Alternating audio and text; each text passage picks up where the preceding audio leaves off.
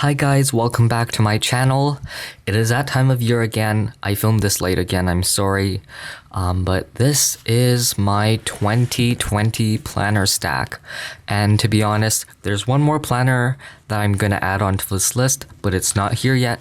But I'm going to show you all the planners I'm using for 2020 and talk about why and stuff like that. So let's get started.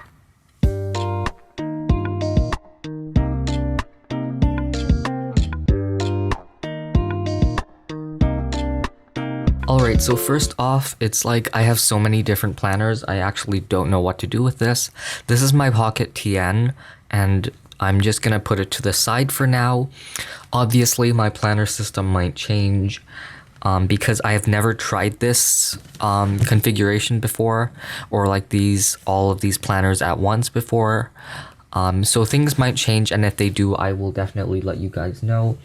And planning this was hard as well. I actually took a sheet of paper and wrote down everything I needed my planners to do. So for example, I needed one planner for school and academic stuff, and two planners for work, for lettered plan stuff, or for freelance work that I do, one for personal and one for memory keeping. And then I kind of went through in my head and was like, which planner would work best for what I would want to. And that's how I assigned everything basically. So first, I'm going to talk about what drew me into the planning community in the first place and what I have been in the longest. It is a bullet journal. So you saw my last video, that was my setup in this. So this will basically be my personal general pre-planning system. As you guys know, I love doing weeklies in here, and these weeklies are pretty easy to set up and maintain every day until things get extraordinarily busy.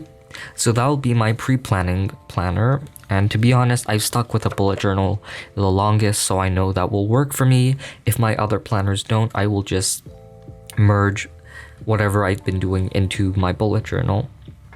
And if you didn't watch my previous video, again, I'll have a link somewhere. This is a Leuchtturm 1917. Other than the fact that the paper is a bit yellow and thin, I don't really mind it that much. But when I run out of pages here, I might try something different. I really like my little more planner, it just didn't have enough dockered pages. So anyways, next I'm going to talk about my two Filofax Clipbooks. This is the A5 size, as you can see. This bullet journal is also the A5 size. So I bought two years ago, and I haven't really used them that much since, and I will go more in depth about this specific planner in a later video. But generally this planner will be for freelance and work stuff, and also some of my general stuff. So in the front here we have this Year in Pixels tracker thing. It is a printable by Annie Plans, and I also have some of her step and sleep trackers here as well. I also have a monthly calendar here, as you can see, for planning out my content and when things are due in work stuff. Next here I just have some checklist pages, and then my daily pages are these.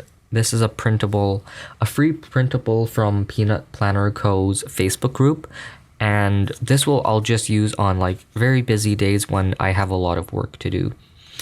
And lastly here I just have a bunch of grid pages just for quick notes and stuff like that if I don't want to use a checklist page. So most of my work will be planned out as well, pre-planned in my bullet journal, but this will just be for days that are busy.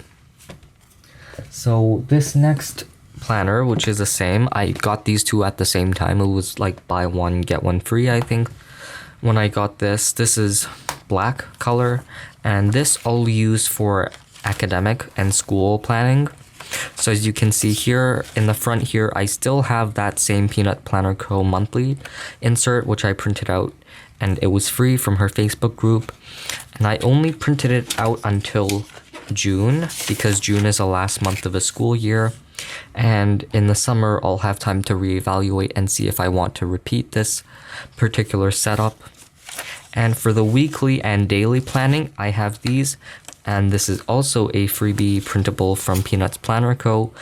I should probably leave a link to her Facebook group in the description below. But as you can see, it has space for tracking. It has a sidebar, which is great for noting when assignments and things are due.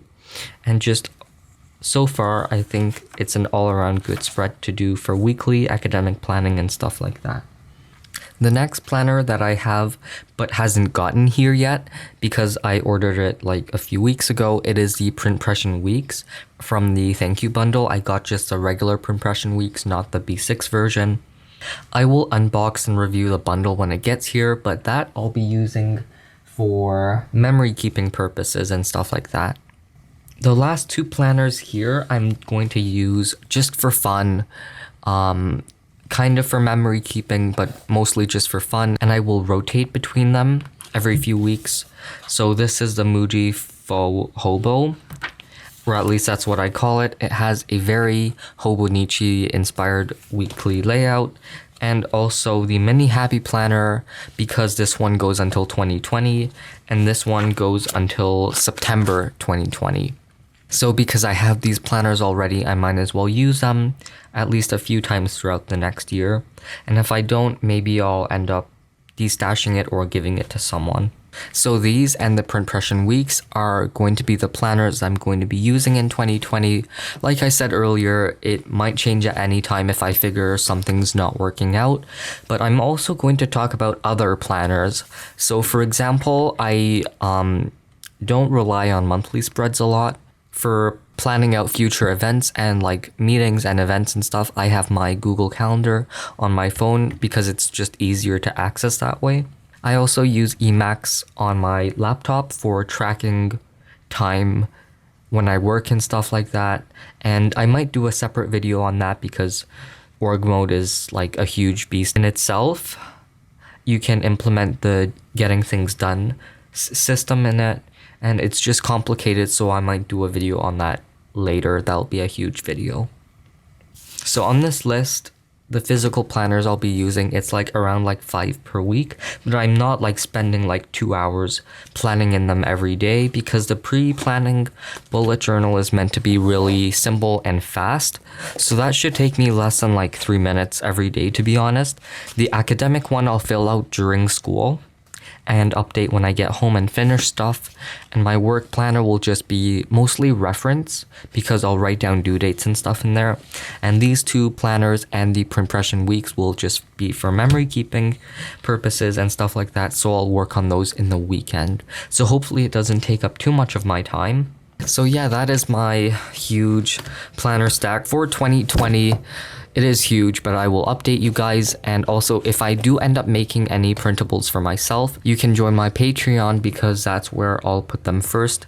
And then after a while, I will release them on my website. If you guys want to hear me go more in depth about why I chose these planners, I might do a podcast episode on my podcast. If you guys also want to check it out, the link is in the description as usual. So is my website and all of my other social medias. So I hope you guys enjoyed this kind of walkthrough and explanation. I will of course try my best to rotate plan with me's between all of these planners because I definitely enjoy filming plan with me's. I noticed that most of the plan with me's I do are sped up and voiceovered. If you guys want to see more real time or maybe just like silent plan with me's, I would also love to do some. Please let me know in the description.